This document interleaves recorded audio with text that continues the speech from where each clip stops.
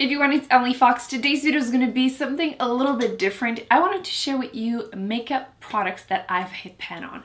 I don't know about you guys, but it takes me forever to finish a makeup product. I rarely have any in my empties video, but I wanted to share the ones that I've hit pan on because I do have a few, which is, again, surprising because I tend to like switch around quite a bit, and then it feels like bittersweet when I hit pan on a product because first off, I tend to just stop wanting to use it because I don't want it to be done. But I just have that fear of like not having it anymore and having to repurchase.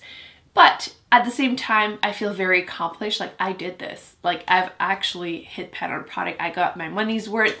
So I wanted to share with you the few makeup products that I have in my collection still that I've hit pan on, because I have some of them that I've completely used up or that I've had for so long. After hitting pan, I was like, okay, I think it's time to like move on. And I thought I might include a few also that they're technically not like a pan, but like, why not, right? Let's start with skin products because that's definitely the type of things that we tend to use up the most. I actually tried to wear most of these products on my face so you can see them in action at the same time. So first thing is this L'Oréal Beyond the Solution BB cream. I absolutely adore this, clearly. It's been well loved. I would consider that hitting pan. What do you think? I feel like there's still probably like a good month-ish of usage in there. I think it's my 5th bottle of this, and I actually recently repurchased because I don't want to spend one day without this. This is like my perfect shade, perfect BB cream. The only thing is that there's only one shade. It's unfortunately the case with a lot of like Asian beauty products. And this is what it looks like before it oxidizes just slightly. It looks a bit gray at first, but it matches me most of the year. It might be a bit dark during the winter, a bit light during the summer, but year round, it's just amazing. I'm wearing it, so you can see, I would say around like NW 15-20 in my foundation, and it just looks like skin. It gives me medium coverage. I get so many compliments every single time I wear this. It's just a huge favorite of mine, and yeah, clearly I've hit pan on this. Next product that technically hit pan on is a concealer. This is the Catrice Liquid Camouflage High Coverage Concealer. I'm hoping you're going to be able to see because I tried to like store it like this, and like you can see that it looks like it's up to there, but when I look in there, it's definitely like up to here. There's like just over 1 centimeter left of product in here. I have the shade number 10, which is Porcelain. The good news is that Catrice has been saying that they're bringing out more shades. I'm so happy because their shade range really sucks, but this is my favorite concealer, and it just sucks because I want to recommend this to everyone, but like again, at Ulta they only currently have 4 shades. Look at this. This is the most like neutral tone. They have 2 other ones that are pretty much the same shade but a little bit yellower, and then I'm not sure which other one they brought because in Europe they have 2 other ones. I think it's a darker one that's also more pink. I love this. Again, I'm wearing this under my eyes. It gives me like full coverage, but at the same time, it doesn't overly dry my under eyes. This is basically what I wish Tarte was, because this gives similar amount of coverage, but this one is more drying. I feel like it might give me like a tiny bit more coverage, and obviously the range of colors is much better on this one, but it's also more expensive. So, you know, I adore this. We'll definitely pick up a backup when I go to Ulta. I just don't want to be without this. It's awesome, and clearly I've hit pan on it. And I'm nervous because I don't have a backup, but at the same time I tell myself I need to finish other concealers, which I've been trying to do, like this one, you know, I'm halfway through it type of thing, but I need to use up stuff, but at the same time you don't want to use up your favorite, you know what I mean? But yeah, I've kind of been trying to do like mini project pans just with myself. I'm not ready for the commitment of announcing it, but I've been really trying to use up more and more of my makeup and less hoarding all of them just because. But it's difficult because there's always new products coming out. I want to review them and do like videos and first impression and just reviews for you and for myself too.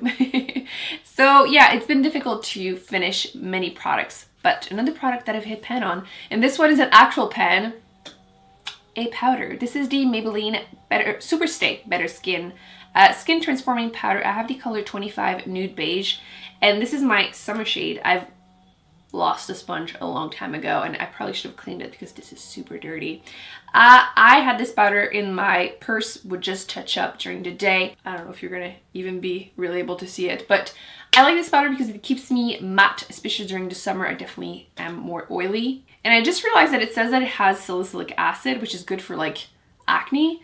I'm not sure the amount of it and if it's enough to actually make a difference, but I mean, it's nice that it's in there. And clearly, I just really like that one. Like, obviously, there's usually the sponge. There's a huge mirror when it's not super dirty.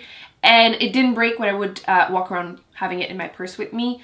And it lasted me months and months. And yeah, you can hopefully tell. There's definitely a pan in there, and it's like starting to be like bigger and bigger. You can see like 2 tiny little specks of pan too. I tend to use this over the top of like BB cream just to get a little bit more coverage, and I don't feel like it becomes cakey throughout the day. So like, it's the type of products I would repurchase once I finish more powders, because powders is something it takes forever to go through. Another product I've been really enjoying is from CoverGirl. They did repackage like their whole range. Actually, they rebranded. Everything is like white and very Instagrammable now. So I don't think this is the same packaging if they still have it, but this is the Clean Sensitive Pressed Powder. I've used this for so long, not this exact powder. They used to be like dark green. You probably go back in my videos and still see it, because I love that powder when my skin was really dry, because I couldn't powder without my skin just dying underneath. Usually powders are more made for people with oily skin, but this is great if you have like normal to dry skin, because it doesn't make you dry. Unfortunately, now my skin is more combination, so I feel like this doesn't control my oils. But what I did today is that I used it to set my under eye concealer, and I actually like it for that. So I think this is how I'm going to be using this up. And you can see I did hit pan, and it makes me laugh every time because it looks like a little face. And to be completely honest, I've been like using the bottom here on the side because I don't want to ruin this little face, because it makes me laugh every single time, which is completely silly. But yeah, I will have to eventually just get over it and use it up. But it's a really great powder that I do recommend if it's still available once again. They used to have this one and the brown one. The brown one I don't recommend. It's supposed to be like the normal one, but it smells like perfume, super, super strong. So go for the sensitive one. Amazing, and love it. And yeah, I will definitely be actually wearing this right now under my eyes on a daily basis to try and use it up, because I need to finish products. 2 products that I've more recently hit pan on. The first one is this Tarte Amazonian Clay 12-Hour Blush in Expose. They since changed the packaging, which you can see a pattern here. I've been like taking so long to use up products that they've since changed everything about it. But it's the same color. I still think it looks just as amazing, and this is one of my favorite blush ever, and you can see I've hit a good amount of pan on it, and it's one of those blushes I'm actually wearing it today, like everything else, and I just love this blush whenever.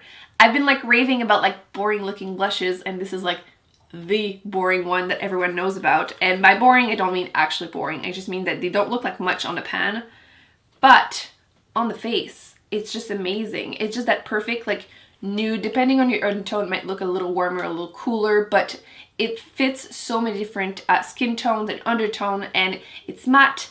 It's pigmented enough that it stays really well throughout the day, but it doesn't make my life harder. I don't have to be super careful to not look like a clown using it. And every time I don't know what to wear basically on my cheek, this is the type of thing I reach for. I don't feel like I'm gonna ever finish this blush. Like, I'm gonna be buried with this one because it lasts forever. It looks, basically Tarte blushes will look brand new until you're about to hit pan. Like, the pattern is just, they're really hard pressed basically. But yeah, I hit pan on it. I'm proud of myself. It was a bittersweet moment when it happened, but I did it. I don't go through blushes very often because I have so many. It's like my thing, the thing I tend to just buy over and over and over again because they're all so different. And this is one of those ones that I've always had pretty much on my vanity, and I just reach for every time I don't know what to grab. Another product that I tend to grab over and over again, and that they have actually recently changed the packaging of, the Too Faced Milk Chocolate Bronzer. My go-to bronzer. I absolutely adore this one. You can see a good amount of pan in this one too. I'm kind of proud of this one.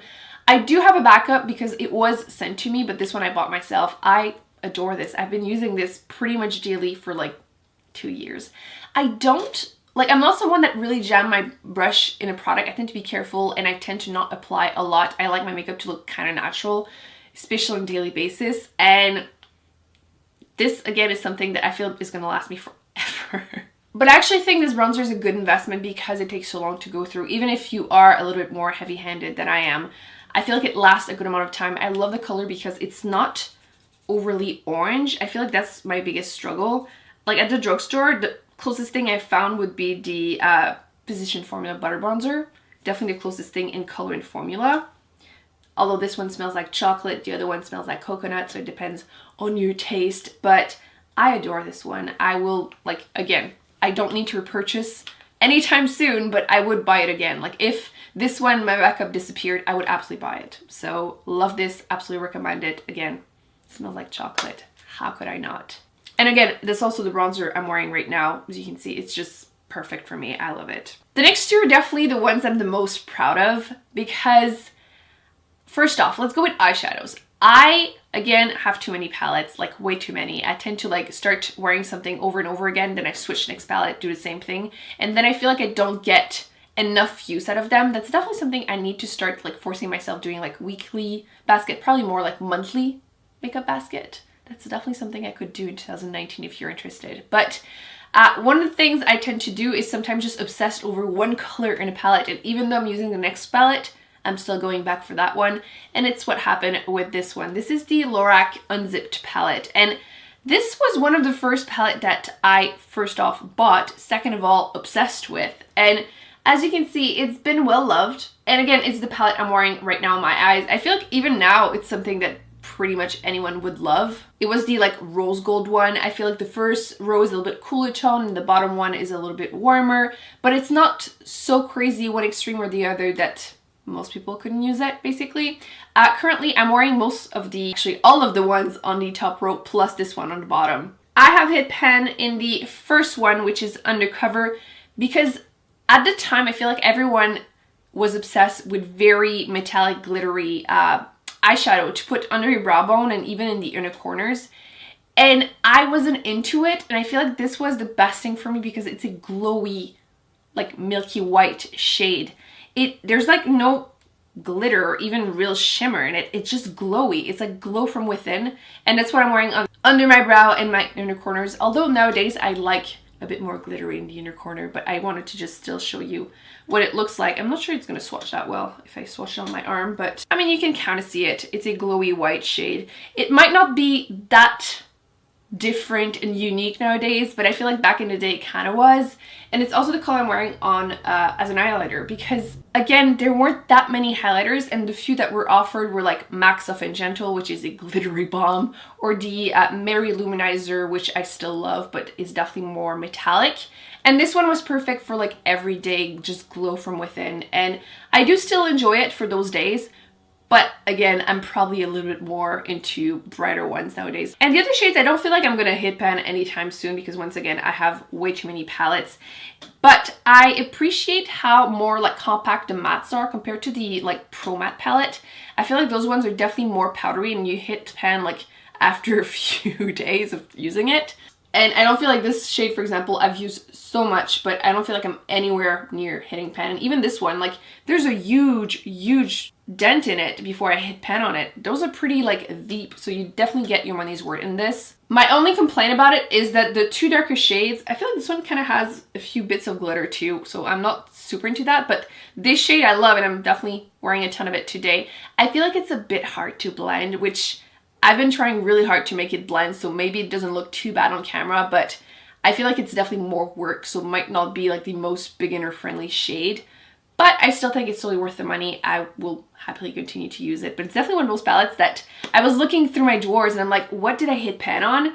And I remember that specific white shade, definitely something I loved, but I didn't think I got that much use into it and I kind of forgot a bit about it. And I feel like these shades are still so popular right now that I should probably use this more often. Okay, so last but not least, I am so proud of this one and I feel like you will also be proud of me if you've seen my lipstick collection. I don't hit pan on a lipstick like ever because I tend to just switch it around. Even my favorite ones don't look like, they're usually not more than like halfway through them because, again, too many lipsticks. I'm always testing out the new hit product, always like testing all the colors and everything, so I don't get to use up lipsticks often, like once every 2 years type of thing. But this lipstick is definitely one of my all-time favorite lipstick. This is the Milani Matte Naked Lipstick. And are you ready?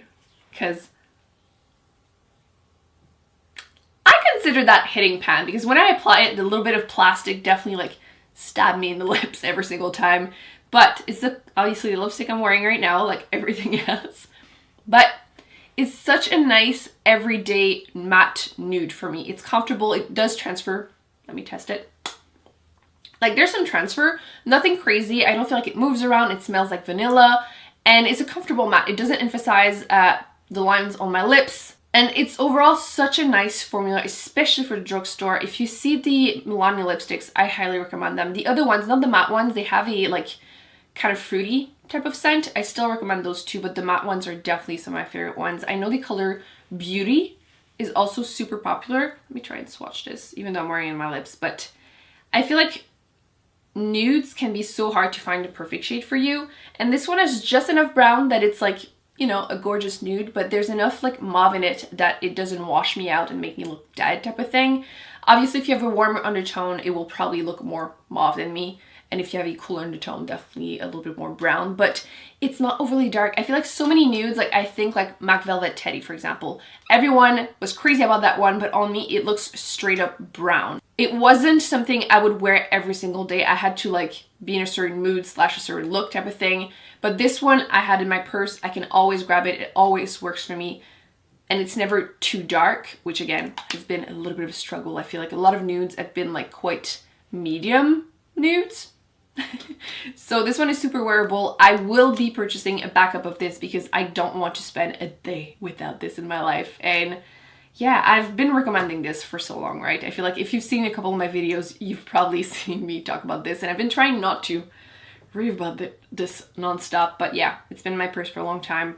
I'm glad that I'm hitting pan on it / a little, you know, sad, but once I have a backup, I will happily finish it because right now I've been like dreading continuing to use it up because I could technically dig in it with a brush or anything, but I feel like it's not practical on the go. So this is my purse lipstick, so I can't really, you know?